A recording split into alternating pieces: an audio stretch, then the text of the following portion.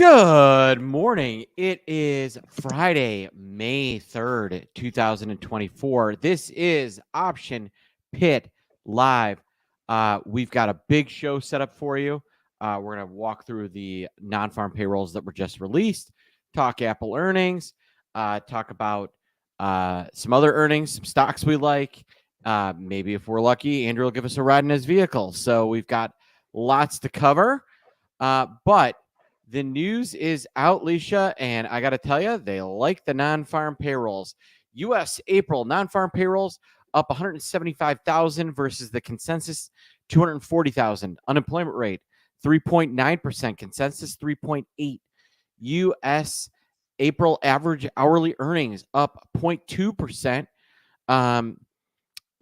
Year over year 3.92%. And private sector payrolls up 167,000. Government payrolls up 8,000. The labor force participation rate 67.2.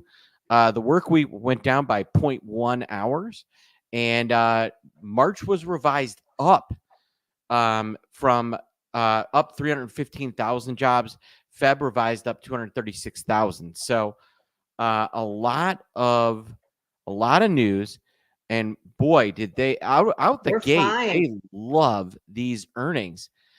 Heading into heading into this economic report, S&P futures were trading. Let's see, 5107.5, up about 12 points, and we're currently 51.45. So they rallied us almost 40 points off of that news. It's a See that. I don't see where the massive win is. You got a miss on non-farms, a miss on unemployment, but still positive. The average hourly earnings isn't, maybe that's the one they're looking at. But boy, they really like that number a lot. And yeah, we're now up 40 points from that low. What's your take, Leisha? All I see are Qs and SPY are just flying. Yeah. I don't know any kind of reason to rally. Like you say, I don't think the numbers were any kind of less inflationary or doesn't sound like that to me. No, they sounded pretty in line, maybe a little bit soft, and I guess like still growing but soft. What is kind of the market number that everyone liked. U.S. fund futures raised chances of a rate cut in September to 78%. And it was 63%. That's the news. It's rate cut related.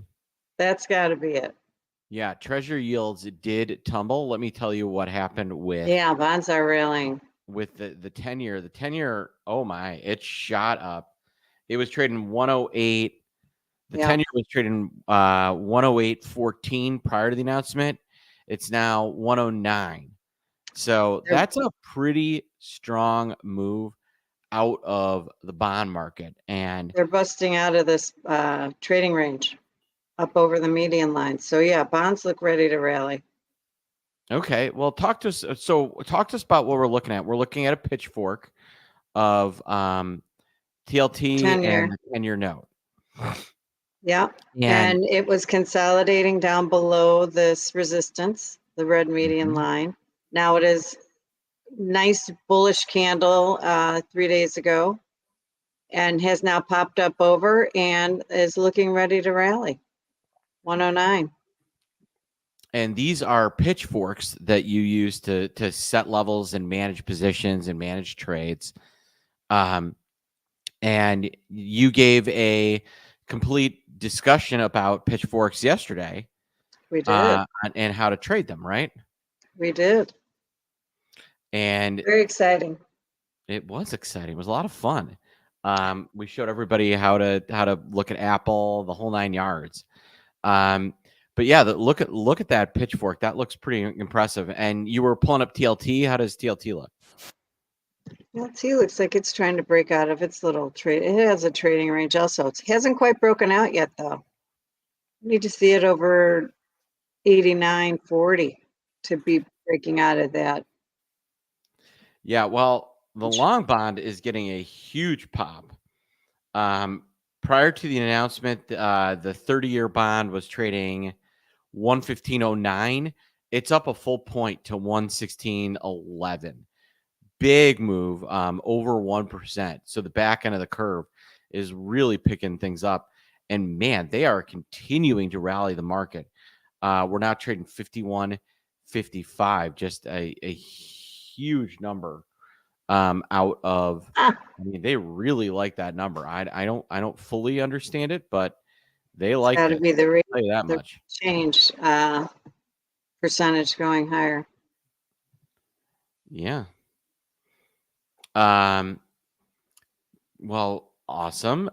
So we've got non-farm payrolls. We're moving on that. Let's hit on some charts with Leisha, because as you guys know, Leisha, former market maker on the SIBO, but also former commodities trader, and she had to become a expert charter. You wanted to look at a few charts here. Let's start with crude oil. Yeah, look at crude finally finding a little love here, a little support.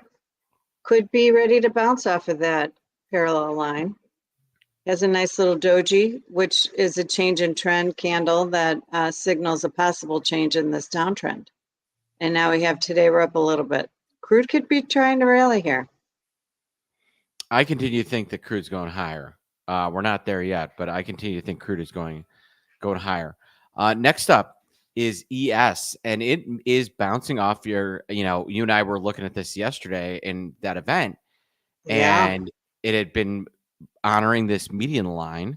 And you tell me that on a pitchfork, that median line is like, that's the line. And right. if it's honoring it, it's honoring it. And so this big move is going to absolutely vault us. Where's your upside on ES?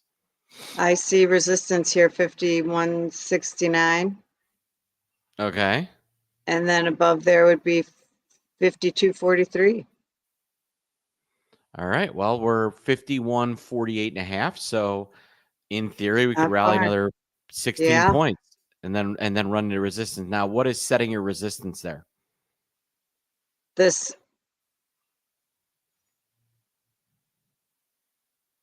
That trend line? This resistance line comes in as going across. Support here, resistance, support. And then the next parallel level on the pitchfork that's held since October of 23. Oh, wow. Very nicely followed. And again, this median line was tested from below back here, from above here at it, and now it's being tested again as support and has validated the pitchfork once again, and we're rallying. We are. All right. So we've hit ES, we've hit oil. What about the shiny stuff? What do you see in? Because obviously, I would imagine this is going to be bearish gold, but gold has just been so strong. Yes, it has. I just read I read somewhere, I think it was Goldman, predicting gold to go to 3,000. And also an article this morning, Goldman's going to cash and commodities. So what you're telling me is Goldman is getting completely out of cash and commodities, and Goldman is selling gold. Because anytime No, they're going into cash and commodities. They're leaving the stock market. Oh, really? So that's what it said this morning. So again, parallel line being tested.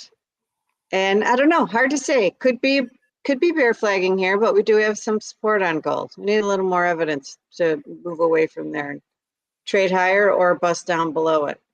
Let's check the dollar. Yeah, I was about to ask you to look at the dollar. Whoa, look at that. Huge move in the dollar. Oh, wow. That is massive. Yeah. Down. Good reason to get into commodities. Down 0.75% doesn't sound a lot, but when you're dealing in currency, that is a massive, massive move, folks. Yeah. Let me be very clear. Yeah, we've actually exited one of your pitch. It looks like, am I right? We exited the pitchfork that it was in, and we're into a different one. Talk Yeah, to me about what I'm looking at here. we're into a much larger, older pitchfork, but we do have support just below here. The convergence of these two support levels should be some pretty good support. Not too far down. We'll see what it happens when it reaches there. Pretty interesting. So we looked at ES, we looked at gold, oil, and the dollar. Last one we have to look at is the triple Q, because that is obviously the triple Q has been the dog. I mean, the S&P has been the tail to a lot of things. It's been the tail of the bond market, tail of the NASDAQ. The NASDAQ has definitely been leading. What are you seeing out of the triple Q here currently as you and I are chatting? Triple Q My resistance line here comes from these lows and this high. So it's a pretty good one. And guess where we're trading? Right there. 434. 434.05 and 434, and your resistance line is 434. It's 434.12. Yeah, we're right there, right up against there. It. Yeah. Pretty strong move. We're, this morning you're seeing a lot of names look much higher. Man, SPY is up $6. I know. I was looking at was that. The news that good? That's what I'm saying. Look at Q's are up 7. Yeah, someone explain to me why we're rallying so hard. It's got to be the rate change. In September, chances going higher, right? Yeah. Are they still? They're still hung up on the rates.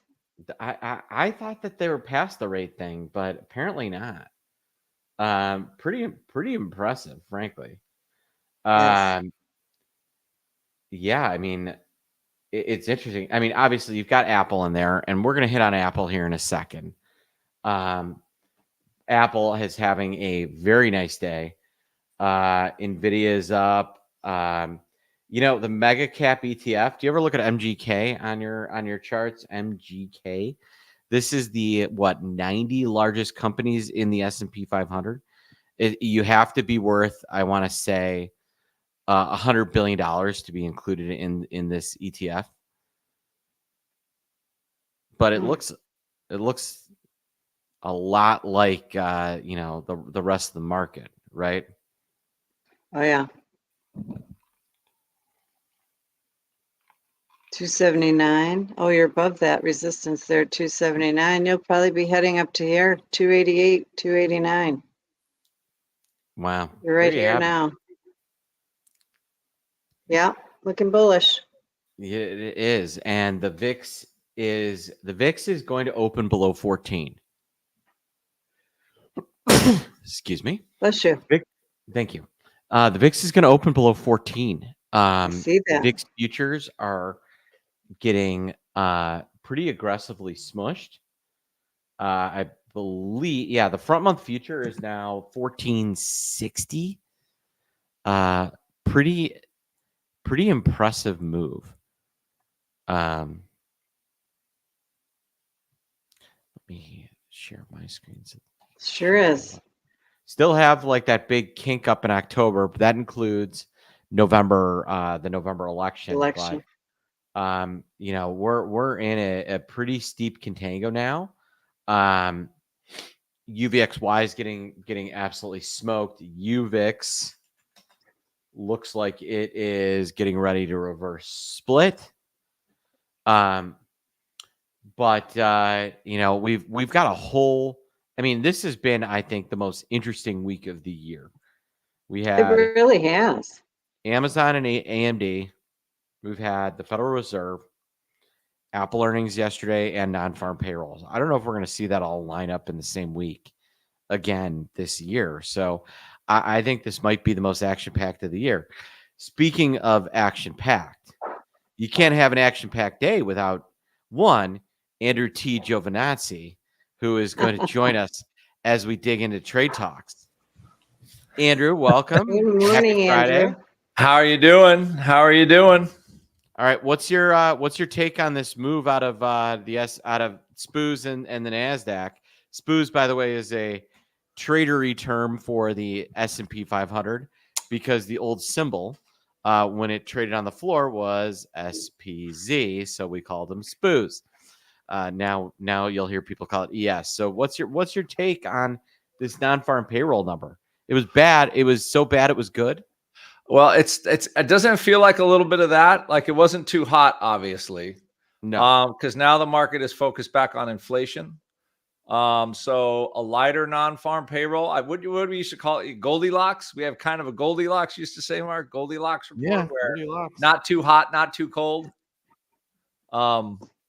So I think there's a little of that. And plus I think there's just flat out relief, right? So Apple is throwing $100 billion into the market supporting their stock. Like every time I look at Apple, I hear what you say about, Tim Cook, great administrator. He's kept the ship running, but like the best idea he can come out with now is, well, we have an AI initiative and we're going to spend $100 billion to buy the stock near the top. Like that's it. So, what that sounds like? I was going to wait to circle the Apple earnings, but let's dig in. In 2014, I'm walking to the train from my house in Riverside, beautiful Riverside, Illinois, one of the 10 towns that changed America. I'm reading how how IBM is going to buy $40 billion of their own stock. And I'm looking at the stock and IBM is trading $230 a share. And I ask myself, I'm like, why are they spending so much on their stock when they're a technology company and there's tons of tech out there? They could be investing in growing the business, yada. I mean, I literally asked myself, and that wasn't the top, but it was within a few weeks of the top. Right. I'm all for stock buybacks to like pay employee bonuses, to, a little bit here or there. $110 billion in stock buybacks tells me Apple has no vision and is maybe the most bearish thing long term. Near term it's bullish, but long term, maybe the most bearish thing Apple could have done is to decide to buy back $110 billion. Alicia, what do you think? I'm with you. I think you covered it. It's ridiculous. Like, and I know we're going to cover that Monday on our show a little more on the ticker highlight show, but yeah. But short term, it's very, I think I hate this term, but it feels like it's a stabilizing influence.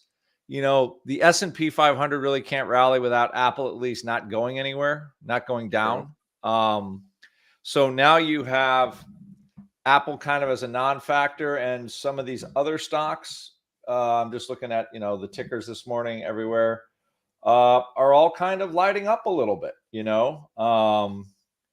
every vol product that we follow is now at a new all-time low, I believe,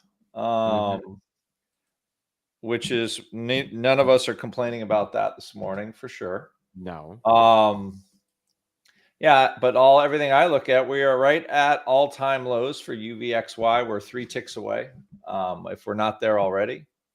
So again, this is like the inflation thing is still out there. It moves the market around, but I do feel like we're now kind of in this trading range of 5,000 to whatever the top side is. I guess the all-time high what's the all-time high for SPX? But now I feel like we're kind of in this range.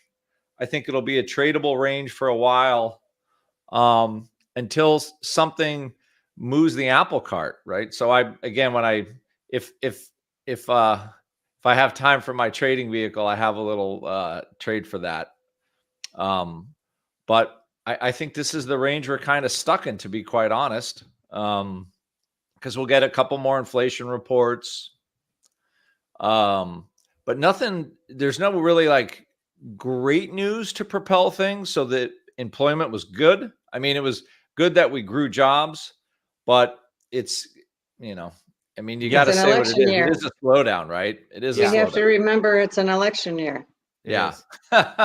So back, talking, just circling back to Apple.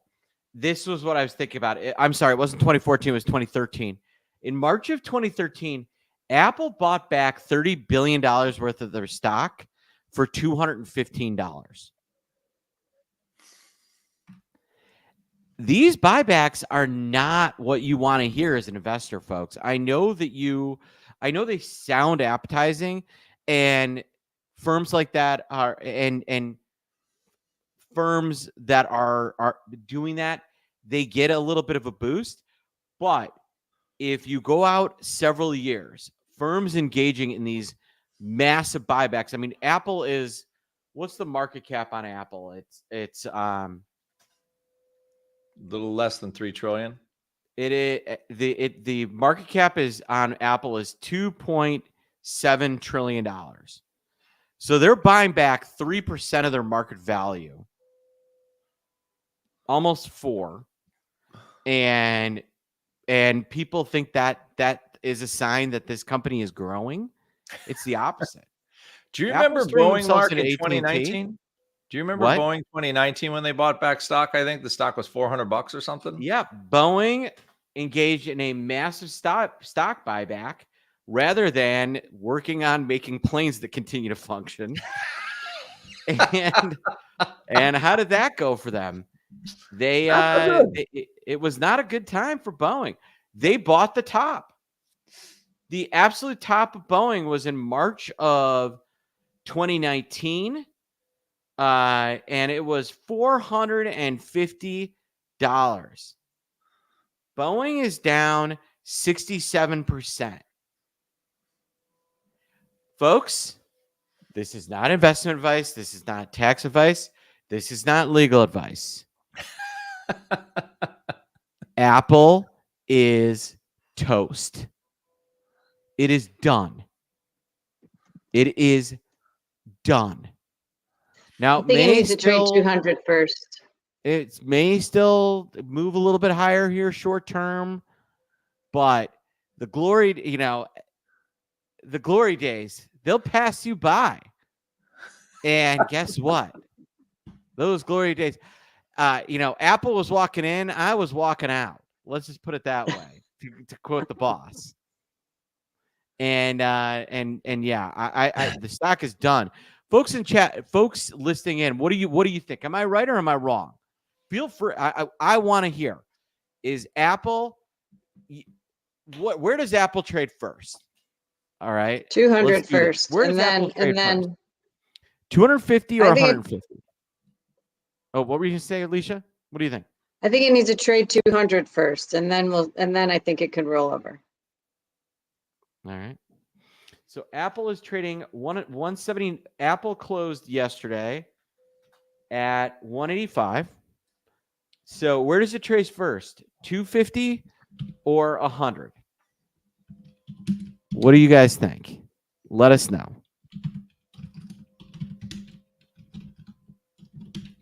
All right. So we hit on Apple earnings. We talked about non-farms. Let's it is 8:58 or 8:55 right now. We've got a couple other earnings that I want to maybe hit on. AMD and SMCI. They are in my opinion, the big chips until NVIDIA came out. AMD just absolutely disappointed everybody. And Alicia, what do you got next for AMD? AMD's only up just over $1 here, $1.60. I thought AMD was revisiting, so that's 140. Yeah, AMD still has to break above 148 to get a rally here. Yesterday could be a little nice doji, and it could pop up with today's huge rally everywhere else. Needs to close this gap to 158.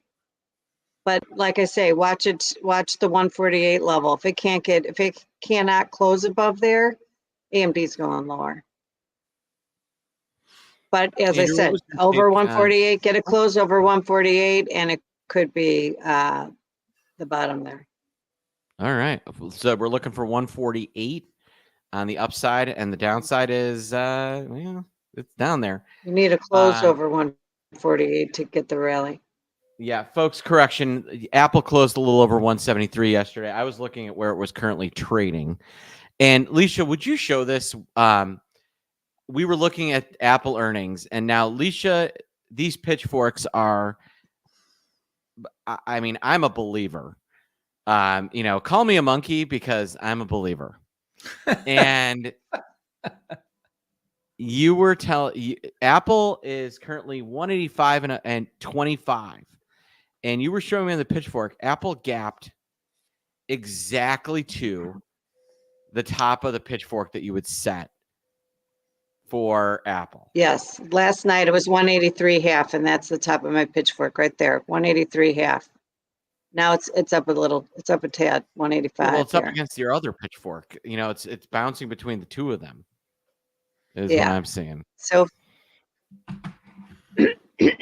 as I said, 200. I think it's going to climb and retest the 200 level. It just has to get there before it can roll over. And it's really not that far. We're at 185 here. This will become new support, though. It's found new support. Well, 183.5 will be the new support if it trades above, to 185. 183.5 will be the new support.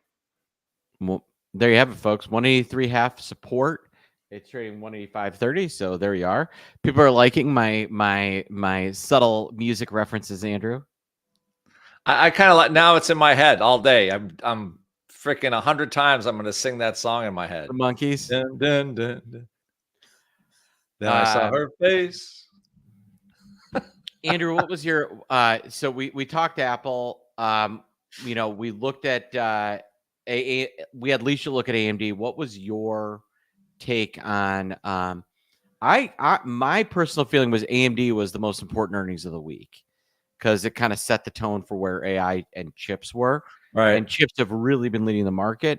AMD fell flat. Do you think I'm right, or do you think I'm wrong, or what do you think? Well, I think you're right until the 22nd of May. Like if we wanted to see real rally, the real go-go rally, I think those earnings had to be good. Like they had, because the stock is, it's priced for perfection already. It's priced for 3 companies taking over the world with AI chips and stuff like that right now. The fact that they didn't kind of hit those numbers takes a lot of heat out of the upside of the market, I feel. Like, say for today, all of a sudden, I think today is a big relief rally. Just getting us back to 510 where we were last week. But yeah, I think for the market to power up above 525, 5250 SPX, AMD had to really, they had to bring it. They had to shock people, and they didn't do it. So they didn't do it. I agree that you need those chips to power stocks higher. You need things to be super fabulous because they're at super fabulous valuations right now. All right. Well, speaking of super fabulous valuations, our stock of the week is Apple. You, me, and Leisha are going to write up tonight. If you're a subscriber to the Pit Report, you're going to get mine, Andrew, and Leisha's breakdown of what Apple's going to do. And then on Monday, we're going to do our ticker highlight show where we come up with a potential trade idea in Apple. I think I already did my best. Normally we would do Leisha's going to be the judge. She's the judge, jury, and executioner. Normally we would start with our, you and I picking bull and bear. I don't know that after my soliloquy, I can actually, reasonably make the bull case after that. So everybody's heard my bear case. Andrew, what's your bull case for Apple? Why could Apple go? Why are Apple's buybacks the most brilliant thing they've done? And why is the stock going to $300? Tell me. I mean, bullish case for Apple. Obviously, buyback is one. It puts a floor under the stock, so that gives people confidence. They can still spin and make up some AI junk, which the market and the robots will believe. So I think that could give it some sort of small bounces. But I think I would say any bullish case is a baby bit. It's a baby bull, whatever you call a baby bull. It's not a big bull. It's a baby bull, but we could bounce on AI and stuff like that. But I would say that's the best you're going to do with Apple at this point. And I'll say it one more time. Apple is not going to be the largest company in the world until someone with vision steps in and Tim Cook is gone. Tim Cook needs to go. Yeah, you need somebody Plain impressive. and simple. Like, who are you going to find? I don't know. You know what? I think you would do a better job. I think Leisha would do a better job. In fact, I don't think Leisha would do better. I think Andrew would do a better job. I know Leisha would do a better job.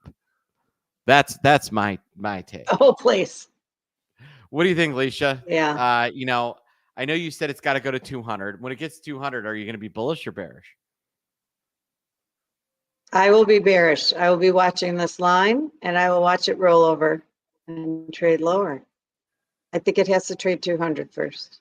Mark my words here. All right. And we're gonna hop into Andrew's trading vehicle here in a second. But I wanted to quickly go through a couple of stocks you and I both like. Our very first show. Do you guys remember the stock I said to buy our very first show? Which was, I want to say, Qualcomm. It was Qualcomm. And when was our first show? Was that in February? December. All right. Our very first show was December. Leisha, where was Qualcomm trading in December? I think 110. It was back here. Yeah. Yeah. That was a good one. Well, December had a pretty good beginning of Dece was down here, 130, Yeah. traded to 146, pulled back down to 135. Mm-hmm. And then it just took off. Yep. I think when I said to buy, it was trading around 125. And it's now 183. That's a 50% win in 6 months. You're welcome to everybody who caught the first show. Not bragging, but actually I am 100% bragging. Hey, it's the name okay. I like is You were Triple right. M. Hey, can you say that one more time? You were right. Good call. The stock I like is Triple M, and near term it looks like it's really toppy. But if you go out to its all time,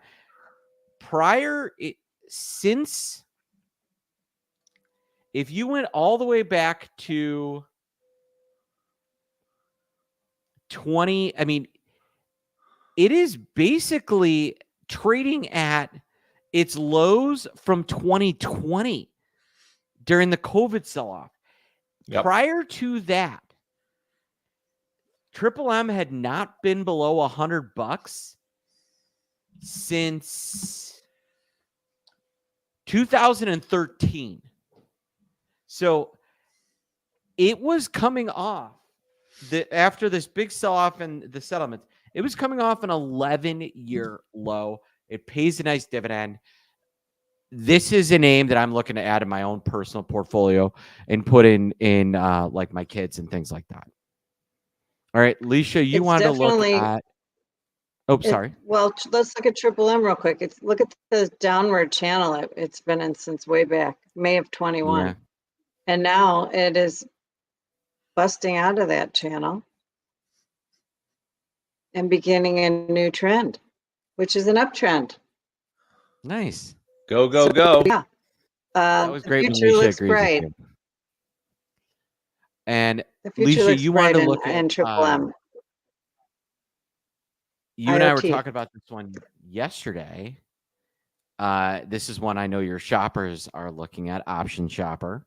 That's Leisha. If you're interested in trading pitchforks and candlesticks and trend lines with Leisha, and you're looking for someone who also knows options better than just about anybody, that's Option Shopper. That's her product. And I know you've got your people trading IoT. Talk to me about this. We're looking for IoT to trade up to the median line here, 39.5. And then that coincides with these previous highs here. And then we'll see what it does once it reaches there. But yeah, we bought some calls yesterday. What call did you buy? May 17th. We bought May 17, 36s. The 36s? Well, you're going to be happy because IoT is up over $1 pre-market. So, way to go, option shoppers. Well, not way to go yet. It's not closed. Yes. But, but once it closes, it'll be interesting. Speaking of closes, if you want to learn how to open and close, and you want to, you know what? I don't have a great one. I don't have a great transition this week. That I should have stuck with Apple a little longer and gone with the Apple. No, you know how Apple. Andrew, did you know Apple canceled their Apple Car? They did. Yeah, they did. But you know what Option Pit will never cancel is our Option Pit car, otherwise known as Andrew's trading vehicle. In this section, Leisha and I are gonna go relax and go for a walk while Andrew walks us through how he's approaching trading today. Take it away, Andrew. Thank you. So I noticed something on the calendar which was a little odd. Ruben, if you could put up the first slide. Now, this trade is your people are going to look at this and go, "Gee, Andrew, you're really smart." When I was looking at Nvidia yesterday, it wasn't up $25 from where I was looking at it. So this trade is going to look really smart today. I might have to adjust the strikes at the open a little bit. But my thought was on March 22nd, May 22nd, you have Nvidia earnings. And on May 22nd, you have VIX expiration. So the kind of trades I put together in Option Pit, I like to use VIX with equities or VIX with SPY or, VIX with just about anything in a combination. So this is not what I would call a beginner trade. But I'm looking at, I'm like, okay, Nvidia is going to trade 900 before earnings. That's a lock in my mind. It's the next big number. It's right there. So what I thought was to try to create a positive carry trade. I was looking at the 900 calendar, May 17, May 19. Now, granted, we're almost already there now. It was $35 away when I was looking yesterday, but it's there. It's getting there. We're only about $15 away. I think it's a lock to trade 900 by the 22nd. But again, big number rule, getting close to a big number. You got earnings coming out. People are going to get excited. They're going to forget about AMD. They're going to look at, Apple. They're going to look at other stuff. They'll get excited going into the earnings. So the idea of the calendar was to create a positive carry. So that's one side, right, of the vehicle, the positive carry. The second part is the fact that with VIX expiration that day, we're going to be in a lull between kind of now and then. So I would stay away from the May, but as a hedge, I would look at a June contract in VIX. So kind of like, okay, you get your long market delta with Nvidia, and then you would have your short market delta via VIX. I could see VIX kind of going up and down a little bit, but right now the contango that we're in, the relative cash VIX level, I don't think you have a lot of dollar decay risk in VIX calls until May expiration. There's some there for sure, but not very much. So the idea would be is to buy, again, VIX calls in June. So if I was doing the calendar, I had the calendar priced around $7 yesterday. It's going to be more today. Might go up 5 handles, like 905 or 910. I don't like that, but I will. And then buy some VIX June calls. Now, from a calendar point of view, by selling those May 10s, that's like an $8, $9 call. So you could probably buy 3 or 4 VIX June 18, 17 calls. Again, not investment advice. This is just what I'm going to do. So you have the calendar with positive decay, and then you have the 17 calls in VIX for the moonshot if anything happens between now and then. So basically, the vehicle as a trade is you want to carry to NVIDIA earnings. I think the market will roughly stabilize. We'll kind of have some gyrations here. You'll get a little adjustment down in VIX, 1325 maybe tops. But the way the term structure is set up, you're not going to see a lot of collapse in the June future from the current level. It'll go down a little, but not a ton. So I have a relatively low risk holding the June 17 calls, and you have the potential for the calendar to pay you pretty decent money. Everything works out great. You're going to get your June 17 calls, June 18, 17 calls for credit, which then you can trade around that position.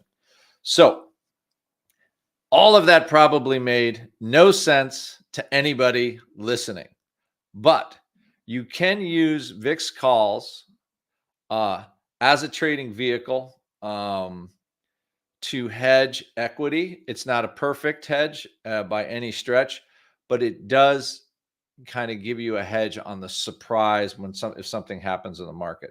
But anyway, I think NVIDIA just kind of does this sort of up and down thing, gravitating toward 900 into earnings. And that would be the trade. Oh, so one more thing here. If you could flip to the next slide, Ruben. Picking VIX calls. What I like to do is see how the call performed on the last spike. So again, it's not perfect, but it's going to give you an idea of performance of the VIX call when you're moving. So if you look at the chart right there, I'm showing this is the performance of the June 18, 17 call over the last month. It spiked above 2.5 to about 2.5, 275. So if right now they're trading $1.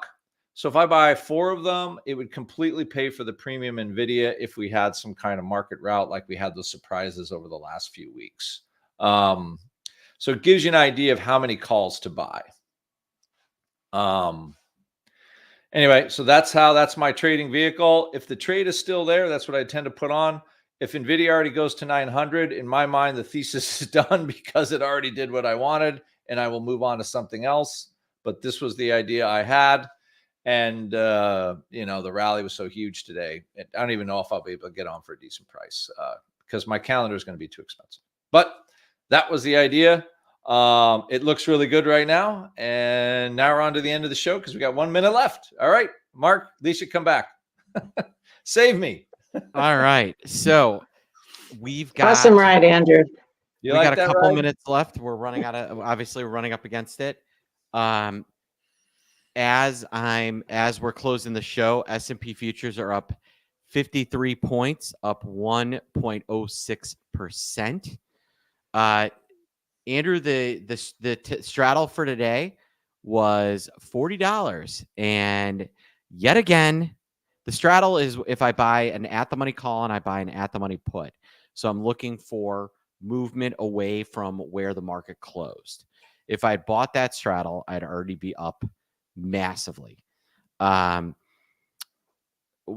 up about 55 handles. That's 55 points for those that aren't X4 traders. What's your take on what the rest of the day is going to look like, Alicia and Andrew? I believe the top will be the opening. I think we'll be up on the day, but I think the top will be the opening. There you have it, Andrew. I like that one. I mean, we might run a little bit, but I'm trying to look to maybe exit some VIX puts today. Because I mean, again, I feel like this is all the good news that we can get. It is a little specious to me, but the market's up. So I think it's a good day to exit some of if you have some longs there. And then I would expect next week to be a little bit more quiet. Like I think this Nvidia thing is a deal, and it will somewhat calm the market down. At least I feel the upside will be muted somewhat over the next couple weeks. Well, I'll tell you, we have blasted through every moving average that I'm looking at. The 21-day was 50.90. The 50-day was 51.29.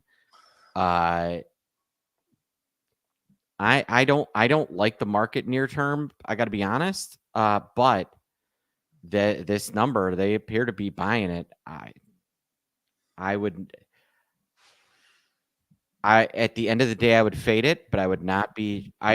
I hope Leisha's right, but I would not be surprised if today goes parabolic, and we have one of those crazy rallies. Okay.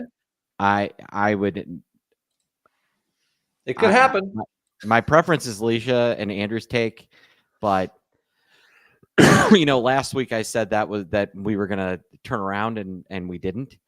And so this week I'm just gonna go with I'm gonna say the trend is my friend and just say maybe we make a run at 51.75, maybe even we're up 90 points today, something crazy, something stupid.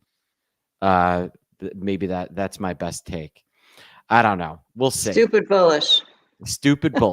That's what I'm taking. Speaking of, but you know what's not stupid and bullish is the three of us. We hope you had you learned a few things here and got some great takeaways. This was Option Pit Live. So for Andrew T. Giovinazzi, the Viking of Volatility, the Vicar of the VIX, and Leisha J. Leslie, the Queen of the Candles, the Duchess of Doge, I am Mark Sebastian, your only option. And this was Option Pit Live. Have a great day, everybody.